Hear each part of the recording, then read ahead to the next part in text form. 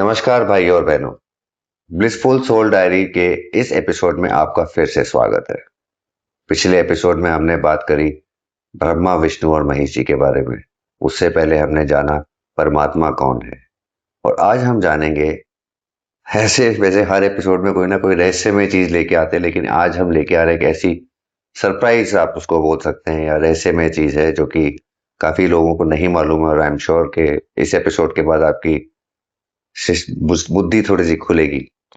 आज हम जानेंगे सृष्टि चक्र के बारे में।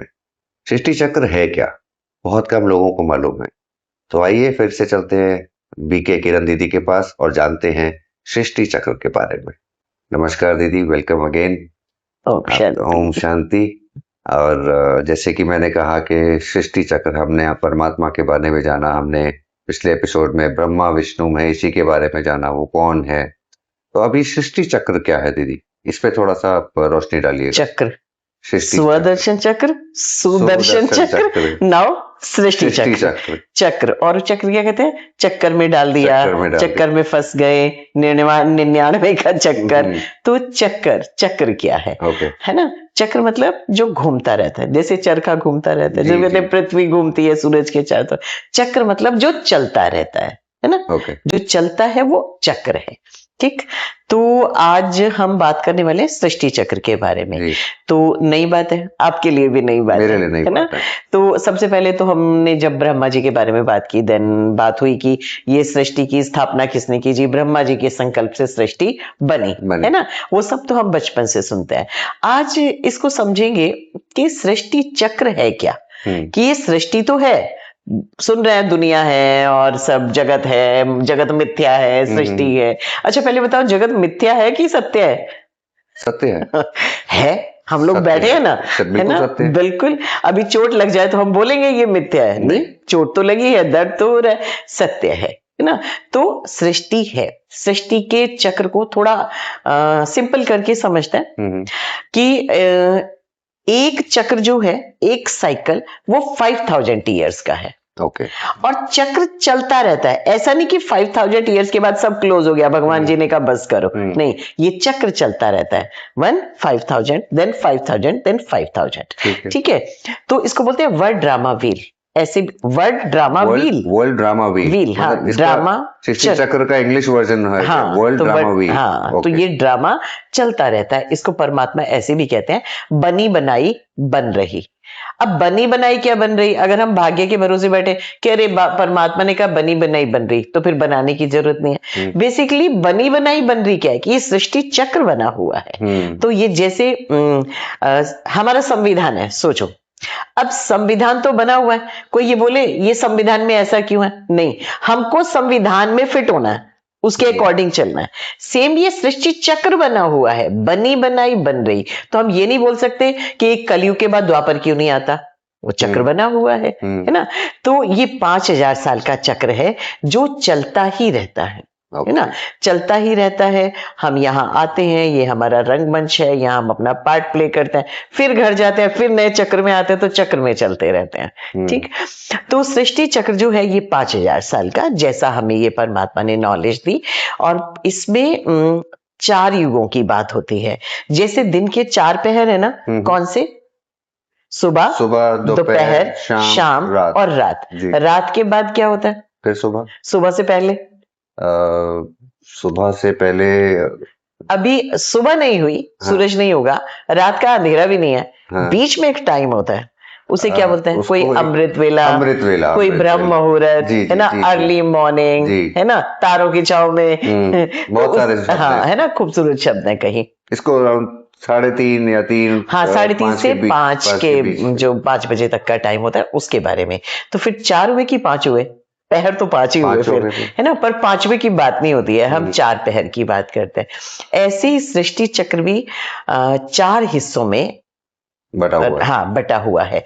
अब 5000 साल का है तो चारों इक्वल है, चारों इक्वल होंगे तो 1250 1250 1250 1250। तो हम तो उसका कुछ भी हिस्सा नहीं है, मतलब कैसे, मतलब अगर हम इस जीवन की बात करें, ये तो हमें मालूम है कि हमने उस चक्र में दोबारा जा से फॉलो करना है, अगर हम अभी करंट लाइफ की बारे में बात करें, तो हम तो बस एक कण के बराबर थोड़ा सा ये जीवन यात्रा रुकती नहीं है, जन्म मरण, जन्म बदलते रहते हैं, शरीर बदलते रहते हैं, लेकिन यात्रा तो चल ही रही है ना, यात्रा चलती रहती है इस चक्र में।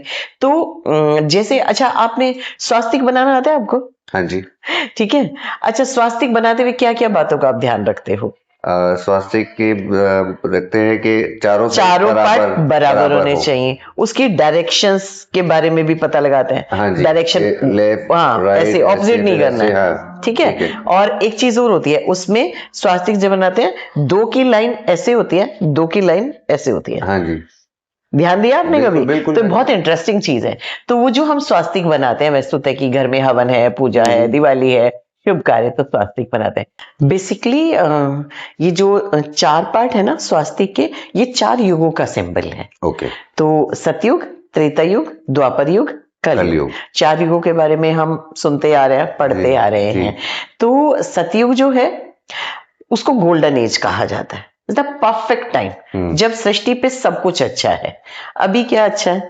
कुछ भी अच्छा नहीं है ना। हर चीज में इतना एफर्ट बढ़ गया है। इवन हमारे पेरेंट्स या हमारे दादा दादी, नाना नानी के टाइम पे भी जिंदगी इतनी मुश्किल नहीं हुआ करती थी, है ना। अभी तो हर दिन मुश्किलें बढ़ रही हैं। तो सतयुग जो है एफर्टलेस लाइफ है, सब कुछ परफेक्ट है। इसमें एक बहुत इंटरेस्टिंग बात है, आप जब वो पिक्चर देखोगे ना सृष्टि चक्र का, तो सतयुग को गोल्डन एज कहा गया, मतलब परफेक्ट टाइम। उसी को स्वर्ग भी कहते हैं। इसमें कोई मूवी भी है? मूवी, हाँ मूवी बनी है, द लाइट करके एक मूवी है, और बीकेएस की कई छोटी छोटी मूवीज बनाई गई हैं। ठीक है। तो उसमें आप देखोगे राधा कृष्ण का पिक्चर बना हुआ दिखेगा आपको। सतयुग का जो देखोगे ना, गोल्डन एज है, और राधा कृष्ण का पिक्चर है। कृष्ण के हाथ में क्या है? बांसुरी। तो चैन की बांसुरी बजाओ। सतयुग में सब कुछ अच्छा है, तो इसलिए उनके हाथ में बांसुरी दिखाई गई। और कृष्ण के बारे में कहा जाता है कि नेक्स्ट टू गॉड, मतलब 16 कला संपूर्ण है, 36 गुण है, संपूर्ण निर्विकारी आत्मा है, मतलब बेस्ट टाइम जो है, प्योर टाइम। तो जब उस तरह का पूरा एनवायरमेंट है, वैसी ही आत्माएं सतयुग में यहाँ होती हैं, और वैसी ही ये नेचर होती है, प्रकृति भी वैसी होती है। सब कुछ परफेक्ट होता है, मतलब आंधी तूफान बारिश, ऐसा कुछ नहीं, भूखा ये सब नहीं होता। ये सब तो कलयुग का रिजल्ट है। हम लोगों ने इतने सब चीजें खराब कर दिया, इवन एनवायरमेंट का जो आपने बनाया।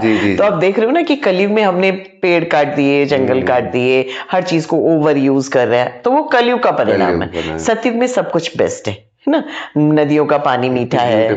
हाँ देखो, पता है एक बात कपिल, इसमें आप सोचो, जब हम किसी बहुत खूबसूरत जगह पे जाते हैं ना, हम कहते हैं अरे यहाँ तो बिल्कुल स्वर्ग है। अगर आत्मा में स्वर्ग की मेमोरी ना हो तो उसे कैसे पता कि यहाँ तो स्वर्ग है? मतलब ये मेमोरी उसके पास है, कभी उसने उसको देखा है, कभी उसने उसको जिया है, तभी तो वो बोल रहे हैं, नहीं तो कैसे बोलेंगे हम ये स्वर्ग। मैं लास्ट ईयर इसी मौसम में अराउंड जून के फर्स्ट वीक में लैंडस्टोन गया था। अच्छा। और एक कॉटेज में रुका था। सीरियसली कह रहा हूँ, आपने जो वर्ड्स बोले ना, जन्नत या स्वर्ग, हाँ, मतलब मैं सुबह 5 बजे उठ जाता था, यहाँ 8-9 बज जाते हैं। अच्छा। लेकिन 5 बजे उठ जाता था, और लिटरली मैं बाहर सिर्फ बैठा रहता था और सिर्फ नजारे लेता था, और ये बोलता था यार सही में लाइफ इसको बोलते हैं स्वर्ग, होना चाहिए। यू आर राइट, कहीं ना कहीं मेमोरी में था कि यही स्वर्ग है। सोल में सारी रिकॉर्डिंग होती है जो वो जर्नी करके आई है ना, बट थैंक गॉड कि वो हमें याद नहीं रहता। क्यों? एक जन्म की मेमोरीज हमारे से संभलती नहीं है। तो उसमें भी किसी को देखा तो अरे इसने मुझे ऐसे बोला था, किसी को देखा अरे इसने मेरी इंसल्ट की थी। हैवी कितने हो जाते हैं हम इतनी मेमोरीज से, है ना। तो सतयुग 1250 वर्ष का, जिसमें राधा कृष्ण को दिखाया गया सबसे पहले बेस्ट सोल्स जो है उस समय में, वो मतलब रिप्रेजेंट कर रहे हैं। सोच तो और भी है, वो अकेले थोड़ी रहेंगे, है ना। उसके बाद सतयुग के बाद आता है त्रेता, है ना। इसको बोलते हैं silver age. This is also तो 1250 वर्ष का है। तो त्रेता जो है, इसमें जो पिक्चर दिखाया गया वो राम और सीता का है। वैसे तो कहा गया कृष्ण द्वापर में हुए, राम पहले हुए। एक्चुअली द्वापर में लिखा गया उनके बारे में, द्वापर में हुए नहीं, पहले हुए थे, इसलिए द्वापर में लिखा गया। सब कुछ जितना भी हमारे पास भक्ति का कंटेंट है, मैथोलॉजी बोलते हैं, सब कुछ द्वापर में लिखा गया है। नहीं तो क्या कहते हैं, व्यास जी ने कहा वाल्मीकि जी ने लिखा, सूत जी ने कहा, तो मतलब कोई कह रहा है उसको, कोई बता रहा है, कोई लिख रहा है, तो सब द्वापर में लिखा गया। बहुत कंटेंट है हम लोग के पास, we are very rich. India में हमारे पास बहुत कुछ है ना। उसके बाद जो हम त्रेता की बात कर रहे हैं, इंटरेस्टिंग चीज देखो, राम के हाथ में क्या दिखाया गया? धनुष। मतलब सतयुग से त्रेता तक आते आते थोड़ी एनर्जी डिप्लीट हो गई है, अब बाहर से आपको कुछ सपोर्ट लेना पड़ेगा, इसलिए धनुष। ऐसा नहीं कि राम जी कोई लड़ाई करते घूम रहे हैं, बट द सिंबल ऑफ कि समथिंग, कुछ डेफिशिएंसी हो गई है, अब मुझे बाहर से सपोर्ट चाहिए। लेकिन यहाँ पे एक दीदी मैं जैसे कहूंगा, जब कृष्ण जी अगर सतयुग में अगर आए हैं, तो सतयुग में तो महाभारत भी हुई थी। महाभारत लिखी गई द्वापर में। अच्छा, लिखी गई, हुई नहीं थी, लिखी गई महाभारत। हाँ, महाभारत तो हो रही है। अभी मैं बीच में ही आपको बता देती हूँ। अब उसको बाद में एक्सप्लेन करते हैं। अच्छा बताओ, महाभारत में कितने ग्रुप थे? क्योंकि मैं कृष्ण जी का रोल है, मैं इसीलिए पूछ रहा था। बिल्कुल, कि लिखी गई मतलब द्वापर युग में है। हाँ, द्वापर में लिखा गया। तो अभी बताओ, महाभारत में कितने ग्रुप्स थे लड़ाई करने वाले? 3। पांडव, कौरव और यदुवंशी। जो कृष्ण जिस ग्रुप से आते हैं, उनके पास भी तो पूरी सेना थी। यस। तो ये 3 ग्रुप अभी धरती पे हैं। पांडव मतलब अच्छे लोग, कौरव मतलब बुरे लोग। पांडव मतलब थोड़े से, कौरव मतलब ज्यादा। पांडव किसका साथ लेके चल रहे हैं? कृष्ण का, मतलब धर्म का। कौरव किसका साथ लेके चल रहे हैं? शकुनी का। षड्यंत्र, साजिश, झूठ, धोखा, छीन लो, मार दो, यही चल रहा है। तो दुनिया में यही चल रहा है इस समय। तो और पांडव पूरा जीवन में कैसे रहे? कभी यहाँ बनवास, कभी वहां नौकरी, मतलब जिस तरह एक राजा के यहाँ उन्होंने जाके दासत्व स्वीकार किया, इस तरह की कहानी हमने पढ़ी है ना, जो भी। तो मतलब वो पूरा जीवन में कभी उनको आराम का जीवन नहीं मिला, है ना। लेकिन उसके बाद युद्ध में विजय किसकी हुई? पांडवों की, क्योंकि वो धर्म के रास्ते पे है। तो महाभारत अभी चला, महाभारत, भारत महान की कहानी है ये। और फिर तीसरा ग्रुप है यदुवंशियों का, जहां से कृष्ण आते हैं। अब एक बहुत इंटरेस्टिंग बात बताओ, अगर आपको याद हो, जब महाभारत की कहानी के अनुसार, जो भी हम लोग पढ़ते आए हैं या हमने टीवी पे भी देखी है, जब सारे 100 कौरव मारे गए थे, तो गांधारी ने कृष्ण को एक शाप दिया था। क्या शाप दिया था? नहीं, मुझे याद कहानी के अनुसार गांधारी ने कहा था कि जिस तरह से मेरे ये 100 पुत्र मारे गए, ऐसे तुम्हारा कुल भी समाप्त हो जाएगा। अच्छा। तो कृष्ण ने कहा कि ये तो होनी है, भावी है, आप उसी की बात कर रहे हो। तो अभी धरती पे 3 ग्रुप है। 2 का समझ में आ गया, तीसरा यदुवंशी। तो परमात्मा कहते हैं ये जो यूरोपियंस है, ये यदुवंशी है। यूरोपियंस यदुवंशी हैं, क्योंकि उनको ये शाप मिला हुआ है कि वो अपने कुल को खुद ही खत्म कर लेंगे। ये जो सारे युद्ध लड़ रहा है, कौन लड़ रहा है? अच्छा, तो बॉम्ब मिसाइलों से ये लोग जो लड़ के आपस में एक दूसरे को उधर ही तो ले जा रहे हैं, विनाश की तरफ ले जा रहे हैं। और हम लोग क्या कर रहे हैं? अच्छे और बुरे लोग आपस में लड़ रहे हैं। लेकिन अच्छे लोग हैप्पी नहीं रहते, लेकिन धर्म के साथ है, विजय उन्हीं की होती है नहीं? क्योंकि इस समय में हम कहते हैं रावण राज्य, मतलब आसुरी प्रवृत्तियां ओवर पावर कर रही हैं। तो हमें अपनी पॉजिटिव पावर बढ़ानी पड़ती है। इसलिए बहुत सारे अस्त्र शस्त्र दिखाए ना, अर्जुन ये और भीम के पास ये है, और वो अस्त्र शस्त्र क्या है? वो परमात्मा ने हमें टूल्स दे दिए। टूल्स मतलब एक समझ दे दी कि जो और इंटरेस्टिंग करते हैं। कौरवों के पास जो अस्त्र शस्त्र है, अगर पांडवों के पास सेम होते तो वो युद्ध जीत सकते थे? नहीं। तो उनको कुछ पावरफुल चाहिए ना। तो फिर उनको कृष्ण ने क्या क्या बताया? तुम कर्ण से ये ले आओ, तुम इंद्र से ये ले आओ, तुम सूर्य देवता से ये ले आओ। मतलब तुम्हारे अस्त्र शस्त्र उनके शस्त्रों से ज्यादा पावरफुल होने चाहिए। सेम परमात्मा हमको इस समय नॉलेज देते हैं कि तुम अगर ये इनके साथ बहस, लड़ाई, झगड़ा, आर्ग्यूमेंट, जस्टिफिकेशन करोगे तो तुम इनसे जीत नहीं सकते। तो क्या करो? प्रेम करो, इज्जत दो, सुख दो, शांति दो, ज्ञान दो, हमेशा अच्छे से एड्रेस करो, रिगार्ड करो। तो ये टूल तुम्हारे काम आएंगे। क्योंकि वो टूल काम ही नहीं आते। आप करके देख लो, आते हैं क्या? उनके पास हमारे से स्ट्रांग होते हैं। बिल्कुल होते हैं। हम फिर चुप ही हो जाएंगे, क्योंकि हमारे पास उतनी नेगेटिव पावर्स होती नहीं है। तो टूल्स बदल गए हमारे, है ना? ये है महाभारत जो हो रही है धरती पे इस समय। ठीक। तो हम थे त्रेता में। त्रेता युग पे। हम त्रेता में थे या नहीं वो बाद की बात है क्योंकि आत्मा कब से जर्नी कर रही है। मतलब टॉपिक हमारा, हाँ, टॉपिक जो है तो सिल्वर एज उसको बताया गया जी, जी। और राम और सीता को दिखाया गया उसमें, मतलब कि जो सोल लेवल पे थोड़ी एनर्जी आपकी कम हो गई है, जैसे सोचो कि आपकी बॉडी में आयरन थोड़ा कम हो कम हो जाए, गया। फिर वो डॉक्टर क्या कहेंगे, ये वाली गोलियां खा लो, ये तो थोड़ा सपोर्ट ले लो ताकि आयरन बॉडी में परफेक्ट रहे जितना चाहिए। बिल्कुल। बस वो उसी का सिंबल है कि बाहर से थोड़ा कुछ अब मुझे जरूरत पड़ने वाली है। ठीक, फिर ऐसे यात्रा करते करते हम आ गए द्वापर में।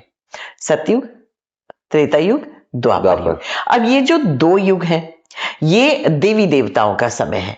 राम को भी हम देवता की तरफ पूछते हैं, मर्यादा पुरुषोत्तम है ना, और कृष्ण तो है ही 16 कला संपूर्ण।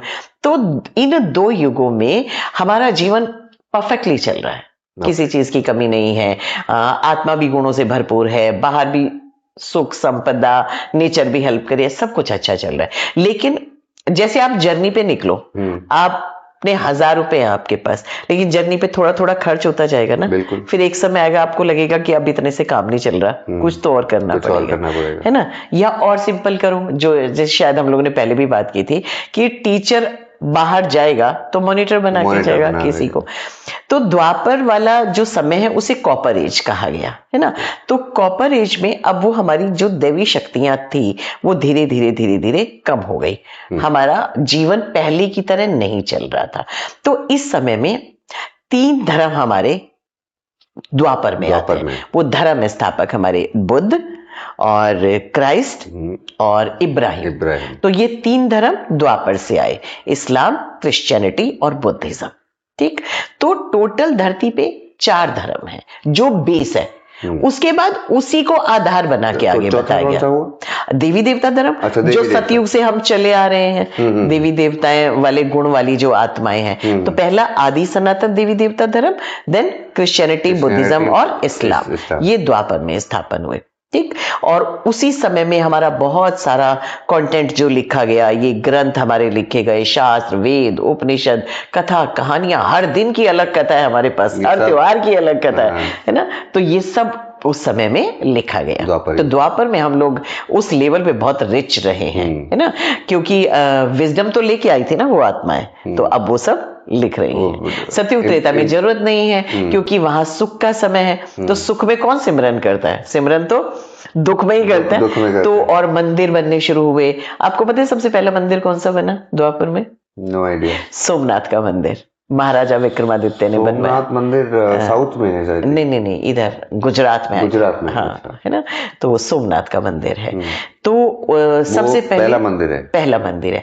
एक और बहुत इंटरेस्टिंग बात है कपिल, ये जिन भी मंदिरों के बारे में हम बात करते हैं ना कि वहां जाओगे तो मन्नत पूरी हो जाएगी, क्योंकि उस समय के मंदिर जिस भावना से बने थे आज तो नहीं बनते। तो जितने प्राचीन मंदिर हैं जहां हम इस तरह की बातें करते हैं, जहां दर्शनों के लिए मारामारी मचती है, ये सारे मंदिर उस समय के बने हुए हैं। बहुत प्रॉस्पेरिटी, याद देखोगे वहां गोल्ड लगा होगा, हीरे जवाहरात। अब तो समय थोड़ा मुश्किल हो गया तो उस तरह की चीजें नहीं है। तो वो वाले वो मंदिर है क्योंकि वो भावना से थे। और द्वापर में सोल अभी उसने सारे गुण अपने खोए नहीं थे, तो उसकी जैसी रही भावना, जैसी वैसा ही काम हुआ उस समय का, है ना। तो वो सारा जो है ये द्वापर का समय था। जितना कुछ लिखा गया और जितनी तरह की ये शिव की पूजा होनी शुरू हुई, सबसे पहला मंदिर शिव का बना, है ना। उसके बाद फिर देवी देवताओं की पूजा होने लगी। वो नेक्स्ट एपिसोड में बात करेंगे, नहीं तो आज बहुत लंबा हो जाएगा ये।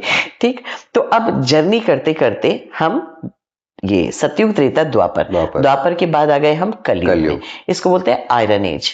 आयरन एज परमात्मा पहले हमारी गोल्डन एज, फिर हमारे सिल्वर एज, फिर कॉपर एज, अब आयरन एज। तो is the time of iron age अभी जो है। हाँ, आयरन 1250 साल के जो। हाँ, तो सब तरफ आयरन ही आयरन है, मशीनरी जिधर भी देखो आयरन।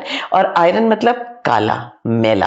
तो आत्मा बिल्कुल धर्म भ्रष्ट, कर्म भ्रष्ट हो गई है। कितने मतांतर बन गए अपने स्वार्थ के लिए। आप देखते हो कैसी कैसी घटनाएं हो रही हैं, कुछ भी होता है, हमारा कोई वैल्यू सिस्टम नहीं बचा अभी, है ना। तो स्थिति कितनी खराब हो गई है। कलयुग क्या, घोर कलयुग, घोर हर कलयुग। दिन कुछ नई बात आप सुनते हो और आपको अनबिलीवेबल लगती एक्चुअली है। आपने वर्ड सही किया, कलयुग नहीं है, घोर कलयुग है। हाँ, अब मैं ऐसे ऐसे एग्जाम्पल, क्या मतलब, सुबह न्यूज़पेपर तो मुझे डर देखना ही ही नहीं चाहिए न्यूज़पेपर या सुबह। टीवी तो न्यूज़ भी अगर देख लो तो देख के लगता है यार ये नहीं भी है देखो, क्या, हाँ, मतलब ये भी सच ये है। भी होता है, आप विश्वास नहीं एक कर पाते हो, है ना। मैं पीछे भी बहुत साल पहले एक नोएडा में ही केस हुआ था जिसमें बच्चों को काटा गया था। हाँ, वो हस्बैंड वाइफ को मार रहा है, हाँ, कुछ वाइफ भी हस्बैंड का मर्डर कर मरे रही है। हैं। अब मैं सही हाँ, में घोर कलयुग बच्चों, है। इवन हमको तो ये बताया जाता है कपिल कि मॉर्निंग सिर्फ परमात्मा को याद करो, सत्संग करो, इवन हमारी जो स्पिरिचुअल स्टडी होती है वो करो। सुबह सुबह जो इनपुट डालोगे पूरा दिन की एनर्जी वो ही आपकी जाएगा, वैसी रहेगी। वैसी रहेगी। तो एक हम कहते हैं ना, अरे सुबह सुबह किसका मुंह देखा था,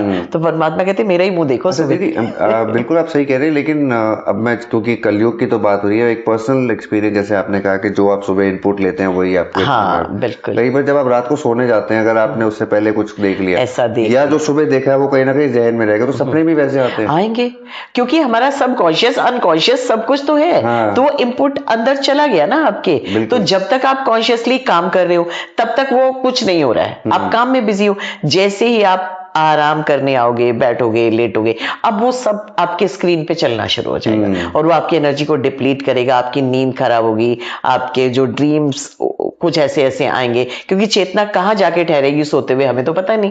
Correct. तो इन चीजों से जितना हो सके बचना चाहिए। और घर में अगर बच्चे हैं तो उन्हें तो बहुत बचाओ, क्योंकि वो तो एकदम रॉ है, उनको तो पता भी नहीं है कुछ, उन्हें लगेगा बस यही होता है। मैंने तो एक प्रैक्टिस अब शुरू कर दी है कि सोने से 1.5-2 घंटा पहले फोन और टीवी बंद कर दो। बिल्कुल बिल्कुल, बहुत अच्छा है ये। सिर्फ ये करते, जैसे मेरा बेटा भी है, वो थोड़ा सा स्पिरिचुअली इंक्लाइंड है, तो वो सोने से पहले 1 घंटा पहले शब्द चला देता है बहुत अच्छा कि है। पापा, मैंने कहा बेटा शब्द चला दो, हाँ, फोन सब बंद कर दो। बिल्कुल। अब कई बार ऐसा होता है कि रात को कई बार लेट नाइट काम करना पड़ता है और कुछ चीजें जहन में दिन वाली भी चलती हैं या सुबह न्यूज वाली भी चलती हैं। हाँ। तो कई बार ऐसा हुआ है कि रात को सपने इतने डरावने आ गए कि 2-2:30 बजे एकदम नींद घबराहट अचानक से, अचानक से हाँ, खुल जाए। नहीं, वो इनपुट का बहुत ध्यान रखना है। और सुबह तो बिल्कुल नहीं, क्योंकि बिल्कुल। सुबह अभी हमारा सबकॉन्शियस ओपन है, तो वो सब रिसीव कर लेते हैं। जी जी।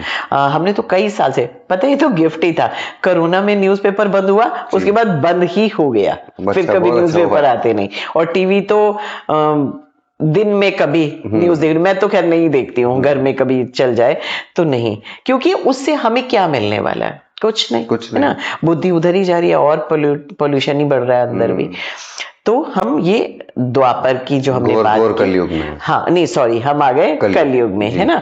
तो आत्मा बिल्कुल मैली हो गई है, काली हो गई है।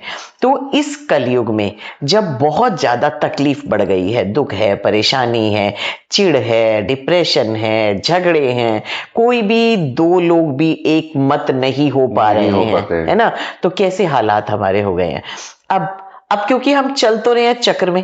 अब आज हमारी जो हालत है कलयुग में, आपको लगता है कि इस वाली क्वालिटी वाली आत्मा सतयुग में जाने लायक है? नहीं। वो परफेक्ट वर्ड, यह सब कुछ खराब हो गया, ये वर्स्ट, वो बेस्ट, ये वर्स्ट, तो हम ऐसे तो वहां जा नहीं सकते। नहीं जा सकते। तो अब कैसे करेंगे, क्योंकि चक्र तो चलता रहना है, तो ये चलता रहेगा। तो अब बहुत इंटरेस्टिंग चीज जो मुझे इस नॉलेज में समझ में आई कि कलयुग और सतयुग के बीच में एक टाइम है जिसे हम संगम युग बोलते हैं। Is the new thing. कलयुग और सतयुग के बीच में अच्छा। ये 100 ईयर्स का टाइम है। अच्छा, ठीक है। अब ये अलग से कोई टाइम नहीं है, ये कलयुग के अंत के 100 साल, ओके, कलयुग के अंत के 100 साल इक्वल टू संगम युग। अब आप कहोगे कैसे? जैसे सुबह के 4 बजे आप जग गए तो सुबह है, सोए हो तो रात है। सेम संगम युग का पता चलता है हमें अगर हम बहुत दुखी हो जाते हैं जब कलयुग से, और अचानक परमात्मा को हमारे ऊपर तरस आता है, रहम आता है, आखिर है तो उसके बच्चे, वो देख रहा है कि ये इतनी तकलीफ में है, तो फिर वो क्या करेगा?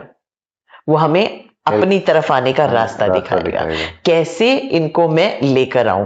तो कैसे ना कैसे कोई हमें बताएगा, कोई हमें मैसेज देने आ जाएगा, कोई हम वीडियो देख लेंगे, तो सब करते करते करते हम ढूंढने निकलते हैं, जिसे कहते हैं अध्यात्म की यात्रा भी शुरू होती है। तो फिर इस नॉलेज में आके हमको ये पता चला कि इस 100 साल इज द टाइम जब परमात्मा कुछ आत्माएं जिनमें वो पोटेंशियल है, अब सतयुग में जाने के लिए पोटेंशियल भी तो होना चाहिए, उतनी पॉजिटिविटी क्या वो आत्मा जनरेट कर पाएगी? और इसको सिंपल समझिए कि एक क्लास चल रही है, अब टीचर को कोई एक्टिविटी करानी है तो सारी क्लास तो नहीं करेगी ना, वो कुछ बच्चों वहां लगेगा कि हाँ ये कर जिनमें सकते हैं, पोटेंशियल है उन्हीं को चूज उनको करेगा। 8-10 बच्चों को, हाँ तुम ये वाला डांस करोगे, हाँ तुम ये वाला सॉन्ग गाओगे, क्योंकि टीचर देख रहा है, तो he is the teacher, he is the supreme teacher, he knows. हाँ ही नोज एवरीथिंग। तो वो देख रहा है कि किस में पोटेंशियल है, उतना जो बहुत तंग आ गए हैं अब उनको फिर से सुख तो चाहिए। दीदी क्या ये मान के चले कि जैसे आपने बोला कि कलयुग के आखिरी 100 साल सत्युग की तरफ इक्वल टू संगम युग, हाँ, सत्संगम, तो संगम अभी युग जो है। हम इसको बोलेंगे कि अभी संगम युग चल रहा है, हाँ, यानी हम कि नेक्स्ट संगम, 100 इयर्स, ये संगम युग ही नोट 100 इयर्स आगे नहीं है, हाँ। ये 1936 से 2036 तक का समय है, अच्छा। जो ये संगम युग है, परिवर्तन का समय। परिवर्तन का समय। कई लोग कहते हैं ना, अरे प्रलय हो जाएगी, सब खत्म हो जाएगा, सब खत्म नहीं होता है, क्योंकि अगर सब खत्म हो गया तो शुरू कैसे होगा, कहां से शुरू होगा, इसे सब खत्म नहीं होता है, this is a time to change. और चेंज, अब जैसे उन बच्चों को डांस करना है तो उन्हें डांस का स्टेप सीखना पड़ेगा ना, तभी वो परफेक्टली कर पाएंगे, नहीं कर पाएंगे तो भी साइड हो जाओ। सेम सतयुग में जाने वाली आत्माएं जो बहुत छटपटा रही हैं, जिन्होंने बहुत सुख का समय देखा है, बहुत शांतिपूर्वक जीवन जिया है, वो उसके लिए फिर से भाग रही हैं। तो फिर इस समय में परमात्मा वो नॉलेज हमें देते हैं सेलेक्ट करके कि तुम सतयुग में जो जाने वाली आत्माएं हो, उनके पास क्या क्वालिटीज होनी चाहिए। तो इट्स द टाइम टू संस्कार परिवर्तन, क्योंकि कलयुग में जो हम अप्रोचेस यूज कर रहे थे वो सतयुग में तो काम आएंगे नहीं आएंगे। वहां स्वार्थ नहीं, झूठ नहीं, धोखा नहीं, चोरी नहीं, मैनिपुलेशन नहीं, ब्रेन वॉशिंग नहीं, वहां पे कुछ नहीं होना है। तो ये सारी अप्रोचेस यही छूटनी है तो हमें नई अप्रोचेस बनानी पड़ेंगी। तो परमात्मा वो सिखा रहे हैं कि अब क्या करो, अब क्या करो, अब तुम किसी को दुख मत दो, अपने अकाउंट क्लोज करो, मतलब कार्मिक हिसाब है तभी तो दुख मिल रहा है ना। तुम किसी को इंसल्ट मत करो, तुम सबसे प्रेम पूर्ण रहो, तुम सबको रिगार्ड करो। 16 कलाएं आज तो नहीं बात कर पाएंगे, हम कहते होते ना कृष्ण 16 कला संपूर्ण है, देन मैं आपको बताने वाली हूँ कि वो 16 कलाएं कौन सी है, और मैं चेक करती हूँ अच्छा कितनी है इसमें से मैं कहाँ तक सीखी हूँ, है ना। तो वो 16 कलाएं और दैवी गुण, और देवताओं के गुण क्या है, पवित्रता पहला गुण है। हम आज भी मंदिर में जाके सर ढक के जाके सर झुकाते हैं, कुछ तो बात है ना, पवित्रता है उनमें, और हर्षित मुख है। अच्छा मंदिर में अगर आप एक मूर्ति देखते हो देवी माँ की या राम जी की, या तो वो मूर्ति जब हम देखते हैं तो मूर्ति कैसी है, कभी आपने नाराज मूर्ति देखी? सब स्माइलिंग है, सब हर्षित मुख है, मिठास है, आंखों में रूहानियत है, हमेशा वरदान दे रहे हैं, किसी को ये नहीं बोल रहे इतने पैसे क्यों डाले, उतने क्यों नहीं, कुछ नहीं। तो देने वाला देवता है, पवित्रता और देने का गुण, ये दो बेसिक। और ये हमारी सोल भी जानती है, वैसे हम किसी मंदिर में जाते हैं, कोई मूर्ति देखते हैं तो ऑटोमेटिकली आपका सर झुक जाता है, हाथ जुड़ जाता है। हाँ, that means your soul knows कि ये एक देवता है, भगवान है, क्योंकि उसने ये संगम युग पे खुद को चेंज करने के लिए बहुत मेहनत की। इसे परमात्मा कहते हैं पुरुषार्थ। अब आप कहोगे पुरुषार्थ क्या है? देखो ऐसा कहते हैं कि आत्मा पुरुष और शरीर प्रकृति है। तो पुरुष के अर्थ में कितना काम किया, अपनी आत्मिक उन्नति के लिए तुमने कितना काम किया। तो ये संगम युग का समय जब ये नॉलेज है, इसके आगे पीछे तो हमें पता ही नहीं कि आत्मा के लिए कुछ काम भी होता है। हम सामान खरीद रहे हैं, हम चलो प्राणायाम कर रहे हैं, मेडिटेशन कर रहे हैं, कहीं घूमने चले जाते हैं, कैसे भी सुख शांति ढूंढ रहे हैं। उस समय पता ही नहीं कि जब तक आत्मा अपने ओरिजिनल क्वालिटीज में वापस नहीं आएगी, हम सुखी नहीं हो सकते। सुख शांति उसका बेसिक गुण है। जो चीज खोई कहीं और हम ढूंढ रहे हैं कहीं गोवा, कहीं मनाली। अब ये नहीं है कि आपको जाना नहीं है, आप जाओ, बट पर्पस पता होना चाहिए। ठीक है, वो बाहर की दुनिया अलग और अंदर की दुनिया तरीका यही है कि आप मेडिटेट करके परमात्मा को याद करो और अपने जो भी दैवीय गुणों को धारण करो। तो दिस द टाइम जिसको हमने संगम युग कहा। और इंटरेस्टिंग बात बताती हूँ, अभी जब संगम कुंभ का मेला था, आप गए थे? नहीं गए। अच्छा, पता तो होगा ना कि 3 नदियों का संगम है, लेकिन एक गुप्त है। सरस्वती दिखती नहीं है, नहीं दिखती, काला और सफेद दिखता है। सेम, संगम गया हूं, देखा है मैंने, एक नजर नहीं आती। ठीक है, तो सेम ये टाइम है ना, संगम युग के बारे में किसी को पता ही नहीं है। कलयुग का पता है काला, सतयुग का पता है सफेद, ये बीच में गुप्त है, किसी को नहीं पता। जब हम इस नॉलेज में आते हैं, उसकी कृपा कह लो, हमारा रोल कह लो, हमारी अध्यात्म की प्यास कह लो, जब हम परमात्मा के रास्ते पे चलते हैं, तब हमें ये समझ में आता है कि this is the time to change. Check accept and And change. डरो मत, चेक करो कि मेरे में क्या क्या ठीक नहीं है, और क्या ठीक नहीं है जिससे या तो मैं खुद दुखी हूं या मेरी वजह से मेरी सराउंडिंग के लोग दुखी हैं। चेक करो क्या क्या है, फिर एक्सेप्ट करो कि हाँ ये मेरा आत्मा का संस्कार नहीं है, ये रास्ते से मैंने उठा लिया है संस्कार में। यस यस, अब मुझे इनको वॉश करना है क्योंकि ये आगे काम नहीं आने वाले हैं। ठीक, एक्सेप्ट करो फिर उन्हें चेंज करो। बहुत हिम्मत चाहिए क्योंकि हम अपनी गलतियों को ही जस्टिफाई करने में लगे हम लोग कई बार बोलते हैं, जैसे बिल्कुल आपने सही कहा कि हम लोग उठा लेते हैं अपने रास्तों से। आप छोटी सी चीज लेते हैं, एडिक्शन को ले लेते हैं, जैसे स्मोकिंग हो गई, ड्रिंकिंग हो गई, या ड्रग्स हो गया, कुछ भी हो गया। बेसिकली एक उम्र में आके आदमी क्या कहता है, यार बेकार है सब चीजें, यार छोड़ो ये सब चीजें। क्यों बोलता है ये? इसीलिए बोलता है, उसको पता है कि मैंने रास्ते से उठाया था, इसका कुछ फल तो मिला नहीं। या तो शरीर नुकसान जा रहा है, मेरा परिवार नुकसान में जा रहा है, आत्मा कमजोर हो रही है, एनर्जी वेस्ट हो रही है, कुछ भी नहीं हो रहा है। तो ये है हमारा सृष्टि चक्र, 5000 साल का है। 4 युग, सतयुग, त्रेता, द्वापर, कलयुग, जो स्वास्तिक के थ्रू बताया गया हमको। 1250, 1250, 1250, 1250, golden age, silver age, copper age, iron age. आज जो हमने नई बात समझी वो है संगम युग बीच में, इसको बोलते हैं डायमंड एज। हीरे तुल्य बनने का समय है ना। तो परमात्मा कहते हैं कि तुम तो देवताओं से भी ज्यादा इस समय काम करते हो ना। देवता तो कुछ काम करते नहीं है क्योंकि सुख का समय, एफर्टलेस लाइफ है वहां। यहाँ बहुत एफर्ट है, संसारिक जीवन भी चलाना है, सामाजिक भी, पैसे भी कमाने, और डायमंड भी बनना है, और देखो डायमंड की ना 3 वो पैरामीटर्स होते हैं अच्छे डायमंड के। क्या क्या होते हैं? एक तो कट होता है, कैरेट, क्वालिटी। तो कट, कैरेट और क्वालिटी, 3 चीज होते हैं। हाँ, तीन चीजें होती है। क्लियरिटी होता है, हाँ, क्लैरिटी, कट, कैरेट और क्लियरिटी। तो परमात्मा कहते हैं डायमंड बनो, जो एक्स्ट्रा है उसे कट कर दो, जिसका आगे तुम्हें काम नहीं आना है। और कट और फिर कैरेट। अब गोल्ड को तो 24 कैरेट कहते हैं, अब डायमंड को कितने कैरेट कहते हैं पता नहीं। मतलब एकदम क्लीन, जिसमें कोई दाग नहीं है, कोई फ्लॉज नहीं है। लेकिन दीदी एक बार अगर हम चलो इस राह पे चल पड़ते हैं, जब एक डायमंड बनने की राह में चल पड़ते हैं, तो सवाल जहन में आते हैं कि इतनी भागदौड़ भरी जिंदगी में क्या ये संभव है?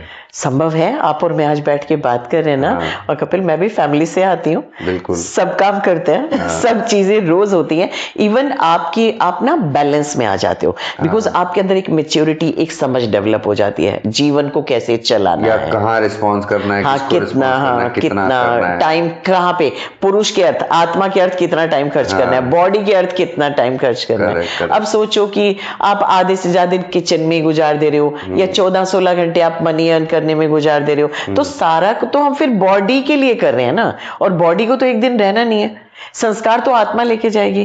कर रहे हैं हम मटेरियलिस्टिक चीजों के लिए कर रहे हैं, बिल्कुल। तो उसको कुछ नहीं कर, बिल्कुल उसके लिए समझना चाहिए कि ऐसा नहीं है कि उनकी जरूरत नहीं है, पर मेरी जरूरत कितनी है वो तो मैं खुद ही डिसाइड करूंगी या करूंगा। वो एंडलेस है, फिर डिजायर्स का तो क्या है ना। तो नीड्स और डिजायर्स का डिफरेंस ही भूल गए हैं। पंजाबी में भी गुरु नानक जी ने कहा है कि अपने पूरे 24 घंटे में से अगर तुम मुझे अपना 10वां हिस्सा भी दे दोगे ना, तो तुम्हारा कल्याण है। वही बात हो गई, उतना भी नहीं देते, हम तो उतना भी नहीं देते। अगर हम 2 घंटे या 1 घंटा भी देते, बिल्कुल तो वो भी परमात्मा उससे नाम जब कहते हैं परमात्मा को याद करो ना, तो उसके लिए ना याद करने से पहले ये हमको नॉलेज क्लियर होना बहुत जरूरी है कि एग्जैक्टली हम कौन है, कहाँ से आए, क्या कर रहे हैं, कहाँ जाएंगे, कब जाएंगे, क्यों जाएंगे। तो वो सवाल मुझे बहुत ज्यादा बचपन से कुछ तो था तो ढूंढते ढूंढते ढूंढते एट लास्ट मुझे लगता है परमात्मा को ना रहम गया कि अब इनको बता दो सही रास्ता क्या है। हाँ, तो इस तरह से ये नॉलेज चलती है। और आज हमने समझा सृष्टि चक्र। चलिए दीदी, बहुत बहुत धन्यवाद। सृष्टि चक्र से मेरा चक्र भी इस समय घूम रहा है, क्योंकि इतना इनपुट आ गया है कि आज बहुत अच्छी नींद आने वाली है वैसे, क्योंकि बहुत शांति मिली ये सब सुन के कि सृष्टि चक्र है क्या, कि हम किस युग में जी रहे हैं, कैसे जी रहे हैं। तो दीदी बहुत बहुत शुक्रिया आपका ये इतना बहुत सारा इनपुट देने के लिए। तो गाइस, भाइयों बहनों, आप वीडियो देखते रहिए। अगले एपिसोड में एक और सरप्राइज लेके आएंगे, कुछ नया टॉपिक लेके आएंगे। तब तक देखते रहिए, लाइक शेयर कमेंट करते रहिए और सब्सक्राइब करना ना भूलिए। Thank you so much. ओम शांति। ओम शांति। ओम शांति।